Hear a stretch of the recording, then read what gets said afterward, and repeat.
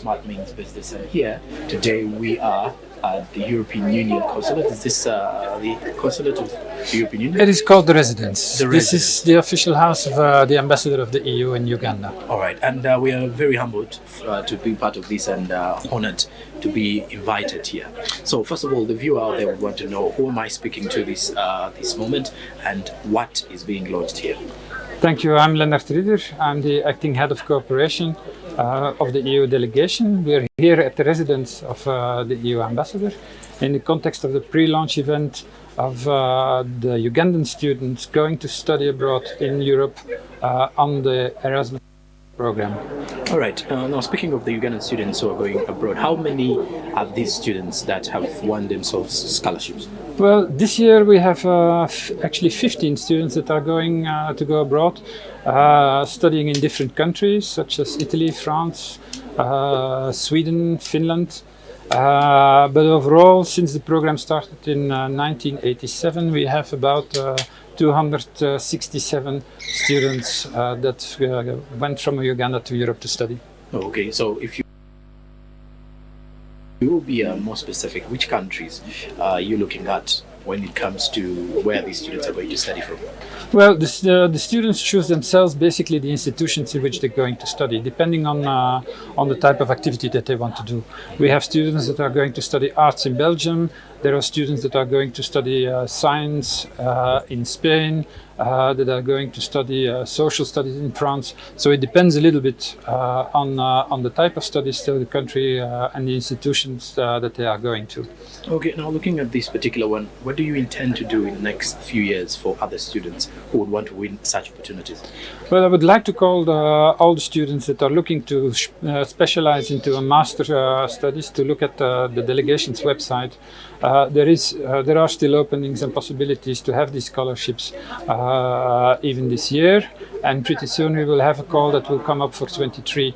So after a year of COVID, where everybody had difficulties even inside the country to study, this is an opportunity after COVID to start broadening the horizon together with a scholarship from the EU in order to study abroad.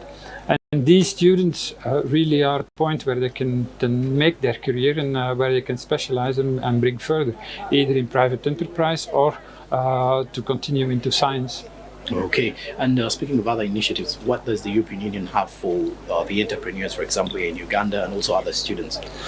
Well, for entrepreneurs, I don't know if you follow the spots on the radio, but there is actually a call for applications for in the tourism sector, if I'm not mistaken, where there is a support for credit lines that we are supplying as well. But all this information can also be found on the website of the EU delegation. All right. And then lastly as well, the European Union being part of developing African countries, I should say. Now we're in Uganda. What do you think is the possible way to see an economic recovery in our country today? Well, the best possible way of recovery is obviously jobs and growth. It is the internal growth and internal activities that needs to be stimulated inside the country in order to widen a fiscal base and continue from there.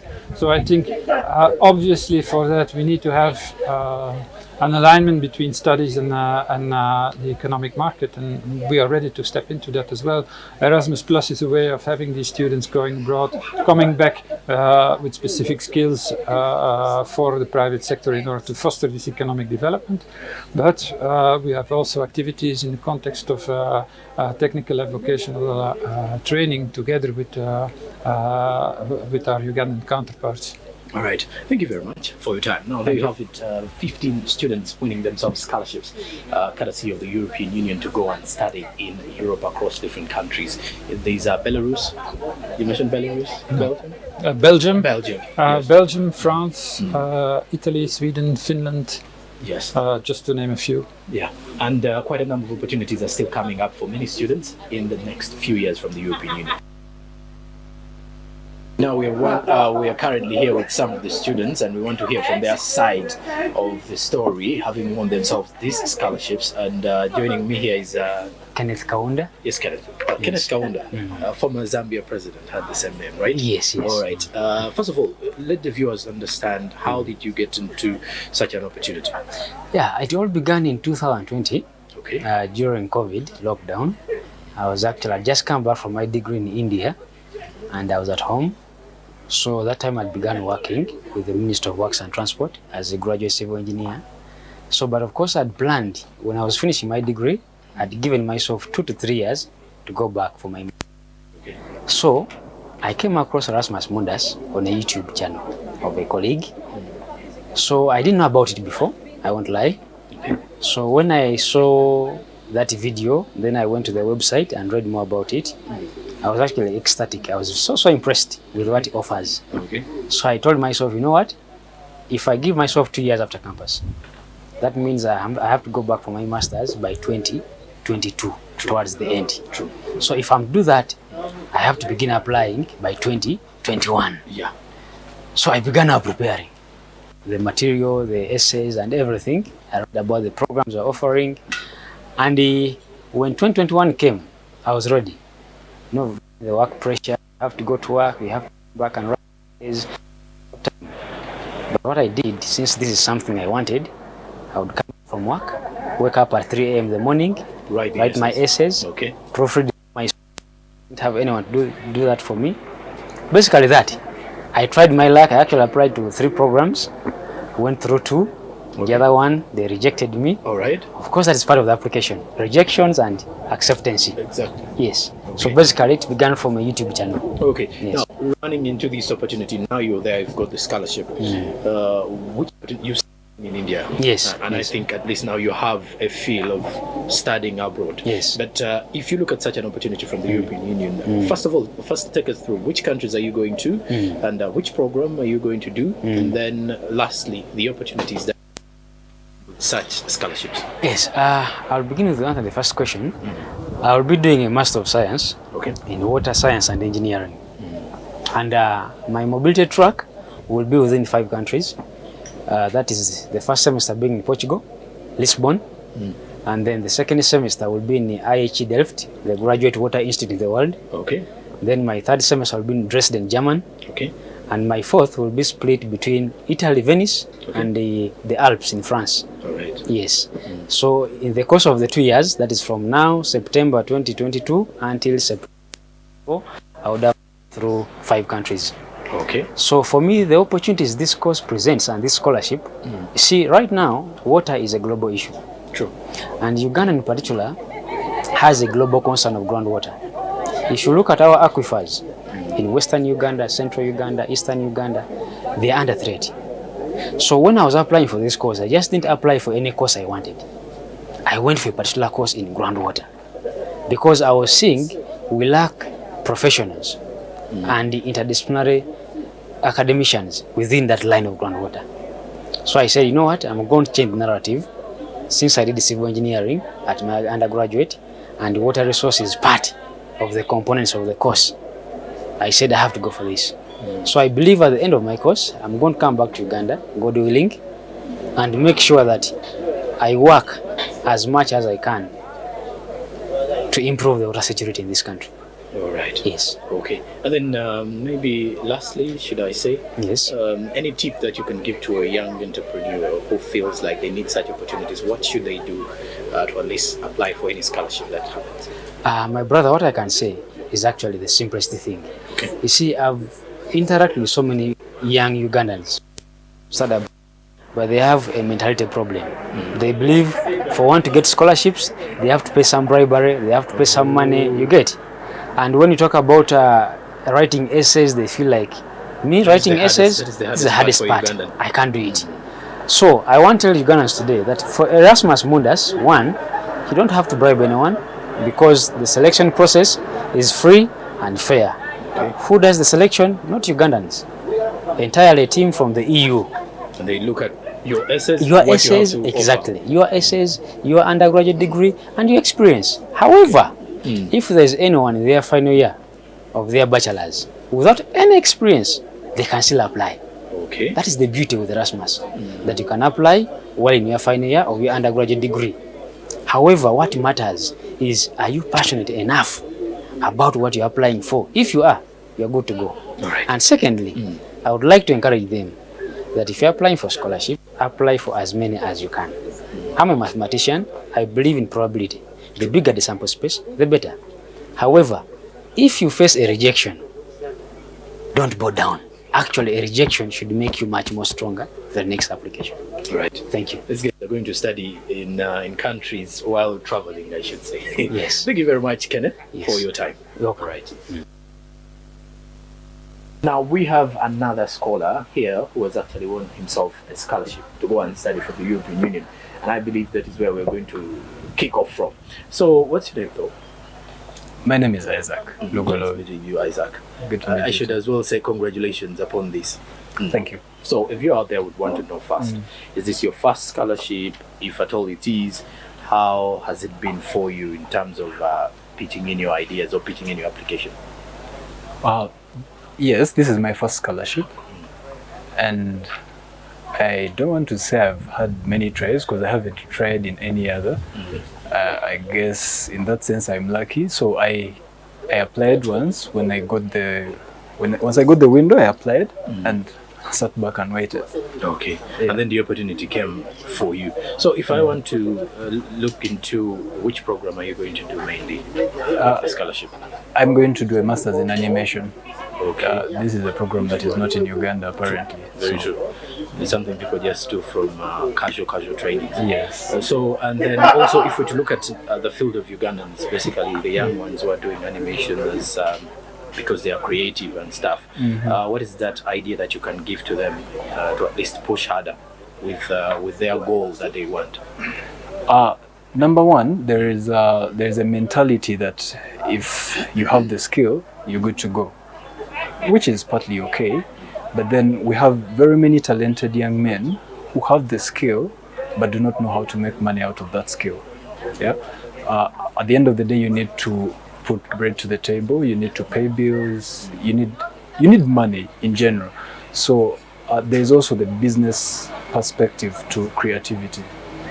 Now that is mainly what I'm chasing in the European Joint Masters in Animation.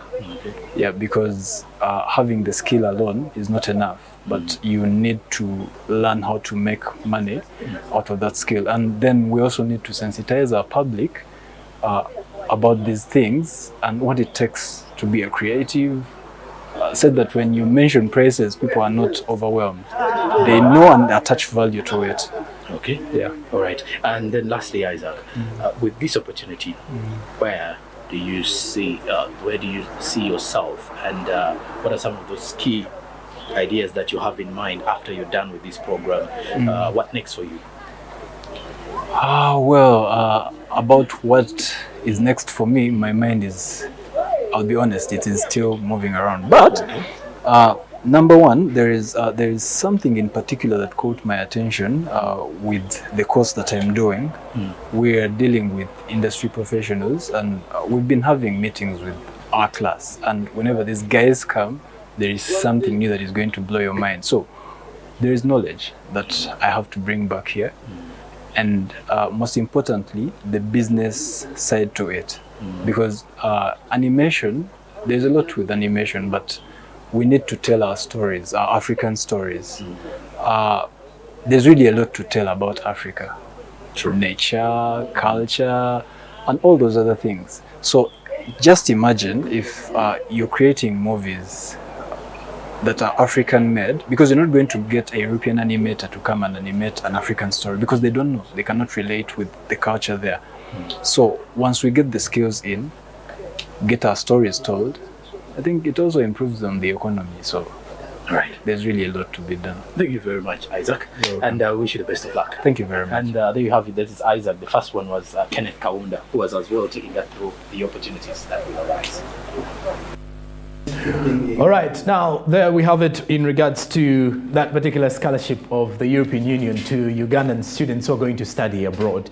And this time around, when you look at the opportunities that normally rise in such areas in Uganda, one key areas of development and discussions that enable most of these Ugandans to at least seek for opportunities. I was actually having a joke teaser with these particular people, and I was telling them, wow, imagine you're going to study a different semester from a different country, from Belgium, Portugal, Spain. So they're going to be moving from various countries and all that. So when you get such opportunities to apply for scholarships, you never know. Apply, and you may be rejected, or you may stand an opportunity to get yourself a chance to move in there. Well, right from there, we're going into a discussion with Barija Andrew this morning. It's actually been a while ever since we've had him on set. We've definitely been having him in field, giving us all the live updates as they've been happening. And it's on this particular situation, I'll give him the opportunity to introduce himself to the viewers, definitely. And we get going with discussions of the trending topics that have been on, that we've been having as topics of discussions on ground on SMB this week. Good morning, Andrew. Good morning, Durham. Wow, it's been quite a while. Indeed. All right, and today we are going to have a discussion regarding the top topics that have been happening throughout the week. You've normally been seeing me down in the field and reporting the different stories on what's on the ground, and we've come to give a highlight and we brief up and probably anticipate for the next week. All right, and when you say so, is we're going to be looking at, from Monday, quite a number of various topics that have actually been trending in Uganda, from the fact that we had crisis of the protests in Jinja, then we've got also issues to do with the free zone. So there are key discussions that we've had that we're going to be discussing about. So we want to discuss more about these situations. We want to at least see how best we can make a good, maybe good reasoning, or we make a simple analysis about it, how we got to realize anything to do with these topics. First, we're going to start with the crisis in Jinja and what the traders, or what the taxi operators or bus operators, or in simple terms, the transport sector had to say in regards to that particular protest. So Andrew, from covering that issue about Jinja, the Jinja protest, what is your key points of that you can actually look at and say, well, I think these are some of the things that clearly took me over? Well, it's very interesting. You know, when I was on ground, I was talking to these people, and you know, recently, before even getting there, during the COVID-19 pandemic, you remember when the taxis were carrying half, and actually the transport fares rose, and actually we got used to it, and that's how. So when I interacted with the people, because my question was, what does this mean to the people in Kampala? You know, looking at, actually people were worried that the wave might start from there, then it comes to Kampala. But surprisingly, these people were telling me, you know, we have families, we have loans, and we can't do this. Then I was talking to one of the people, and I was telling him, okay, I think I would be really, if I'm a passenger and you tell me, okay, the journey where I was taking you for 3,000, now I'm taking you for 3,500 or 4,000, if it's, I would really understand.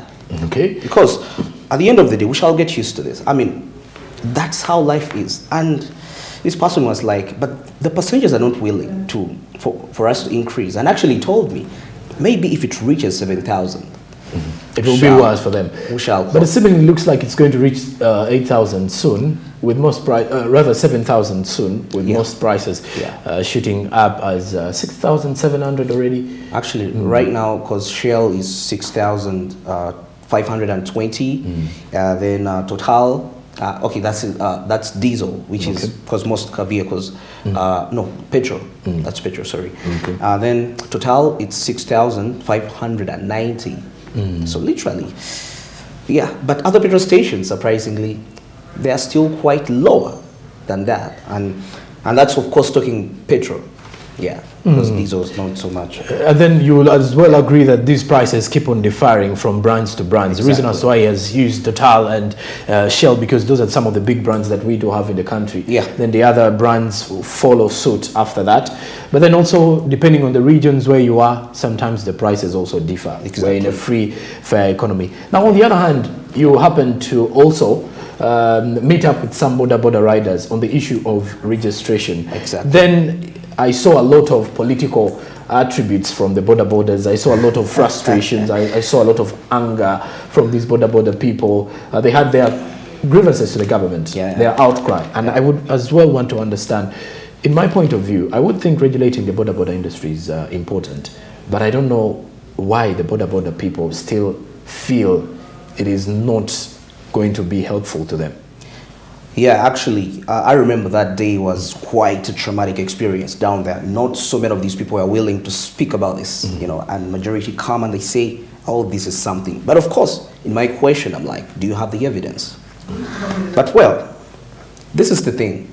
Majority of them, really, in my own opinion, I think they deserve to be trained, because the purpose of that training that was launched by the Prime Minister was largely, first of all, was to incorporate professionalism into their work, them being able to read the signs on the signposts. I mean, if you've had that experience, I mean, you're going somewhere, but perhaps there are not even so many people, but you find somebody's riding as though he's racing. I mean, and I'm thinking, what is he thinking? So, majority of them, actually, of course, when I was doing that interview, I was with Safe Borders, actually. They were the majority, simply because they are trained. Okay, they were saying, oh, we are trained. For us, we already trained. Okay, I'm like, and I believe there is a difference when you take a border of a normal person and those other companies, like, there's a little bit of a difference. And majority are like, hey, me, I'm already trained. Probably they need it, So I think despite putting aside the political differences they feel, of course, it was much of political, it was so politically affiliated. At the end of the day, we are looking at the lives of the Ugandans. And this is the transportation sector. And of course, also their life is important. And, they carry those borders. Those borders are assets. So it's very important. Actually, recently I was talking to some of the people and they were telling me investing in a border is risky. Okay. Why? I mean, these people ride so fast. You're going to give this young man your border and he's going to crash it in a month. Okay. So you can see that a potential business, people are scared simply because of how people drive. So this training, I believe, was so relevant despite, anyway, I don't know. What do you think? Okay. And when you look at that particular perspective, when Barija Andrew gives you all the highlights of this, is clearly to give you a room of understanding that the border industry is, like he said, some of them say it is a risky investment. Reason being, maybe sometimes you give someone a border and then they crash it because it's not theirs. They won't really mind, because at the end of the day, he's just going to be giving you the 10,000 or 15,000 that he's supposed to render on a daily. But the border industry is supposed to be regulated. Why? Because at the beginning of this, the beginning of the year, after the border sector had been lifted out of the lockdown, or after the lockdown had been lifted on the border sector, the government intended to create space for the border industry, however, with regulations in the city, because they wanted to create a simpler space for borders not to exceed over 7,000 in the city. So that is where government was actually having that argument. But now this time on, this training, on the other hand, is to enable borders to get to understand the road rules, the signs, and everything to maintain the usage of the road. And that is something that would be important for the border industry. However, some borders shunned away from this particular training, some of them putting political affiliations onto it, something that may sometimes not be a good move for some of these people, because at least let's get to understand why the government is bringing this up, and then we can have more of the awareness. And well, clearly on that particular issue, we're going to continue with that, but now we're going on ground with Pedison Mumbere, who is going to be giving us something to do with that. And from that perspective, we shall be getting Pedison after the break. Stick around. Good morning.